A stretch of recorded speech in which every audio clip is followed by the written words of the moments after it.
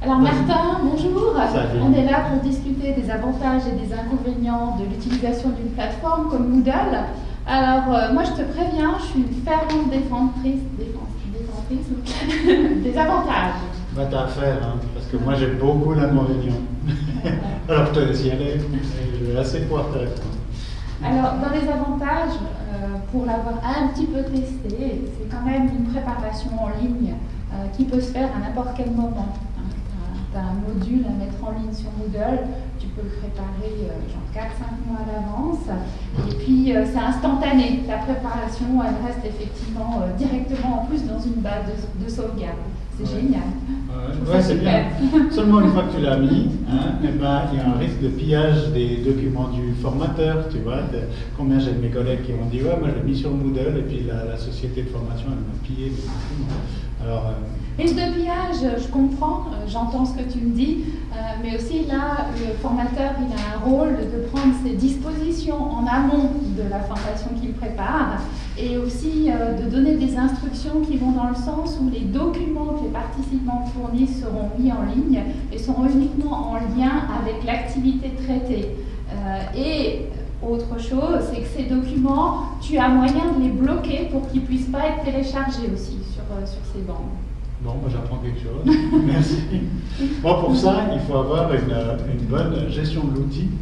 Et ça, c'est pas forcément le cas de beaucoup. Qu'est-ce que tu entends par gestion de l'outil? Ce que j'entends, c'est qu'il faut appuyer sur les bons icônes, sur les bons boutons, il faut savoir comment ça fonctionne. Ah bah alors là, je t'arrête. Et puis attends, Non, je rebondis sur ton truc, je suis pas d'accord. Parce que c'est un support où tu as possibilité de démultiplier les outils justement. Pour quelqu'un qui n'est pas visuel, tu peux enregistrer des bandes audio, tu peux donner effectivement des informations. Il faut savoir comment ça écrites. marche en gros. Eh ben, tu démultiplies les supports de manière à ce que ça couvre effectivement tous les modes d'apprenant. Mais c'est possible. Oui, mais enfin, il y a quand même la gestion de l'outil par le participant, mais aussi par le formateur qui va mettre dedans. Donc, tu vois. Et puis, il y a une certaine peur de l'outil informatique, crainte, ou juste pas envie d'y aller. Quoi. Tu me parles de peur, de crainte, je peux comprendre, parce que nous-mêmes, quand on a démarré avec Internet, on avait peut-être aussi peur d'Internet au départ, mais il faut penser que la génération en face de toi, donc c'est-à-dire tous ceux qui vont créer cette dynamique de groupe et être en réseau sur des forums, ce sont des natifs de cette génération, des natifs du digital. Donc ils utilisent déjà des modes dont ils ont l'habitude et qu'ils préfèrent par rapport à d'autres modes faut pas s'y mettre, précédents. Voilà, je suis un vieux, je sais, mais non. Merci de me le signaler. Bon, mais n'empêche que les questions, les explications, etc., ça doit être super clair. Parce qu'il y a une question qui te paraît claire en tant que formatrice, tu le mets dessus, et quand tu vois, moi je vois des fois les réponses sont très différentes, et donc ça veut dire qu'ils n'ont pas compris ta question, et il faut avoir une grande empathie par rapport à ça. Hein, quand tu es en présentiel, en direct, hein, parce qu'il n'y a pas de feedback direct. Tu parles de questions, Martin, tu parles de questions à l'intérieur du cours en ligne ou dans le forum. Voilà, dans un forum ou dans la préparation. Parce que tu sais que tu peux rebondir sur la traçabilité du forum et au module suivant, puisque tu peux séquencer ta formation, ça aussi c'est un avantage, et là tu peux rebondir sur les problématiques qui sont les plus récurrentes dans le forum. Et ça te donne en plus une matière supplémentaire à travailler. Il faut avoir le temps de le faire. Hein. Si tu as des journées de 36 heures, ça va. Et bon, alors c'est un gain de temps, c'est un gain de temps pour certains, mais moi je trouve que c'est un gros temps de préparation. Moi, la dernière fois que j'ai dû en faire un, ça m'a pris plus de temps pour préparer mon Moodle avant que d'animer mon cours. Et c'est pas forcément, c'est pas forcément au niveau de la rémunération fortement rémunéré. Donc ça, pour un formateur indépendant, c'est un gros problème. Je comprends, mais quelque part, puisqu'on parle de temps, l'avantage aussi, c'est que tes participants, ils vont avoir un droit d'accès 24 heures sur 24 aux informations du cours. Pour eux, donc pour nous. Toi, ça prend du temps peut-être dans la préparation, mais soit ta préparation, tu l'as fait une fois, et après, tu peux réutiliser les contenus pour tes cours suivants. Oui, c'est vrai, ça c'est un des avantages. La question, c'est qu'est-ce que tu fais quand il y a un type comme moi, par exemple, qui est contre, hein, puis qui ne l'utilise pas?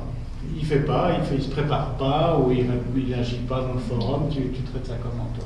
Parce que moi je suis bien embêté. Alors enfin, j'ai pas la réponse, on peut partager ça avec d'autres formateurs et je serais ravie de le faire en ligne sur la plateforme, puisque la question pourra rester posée et ouverte à d'autres formateurs.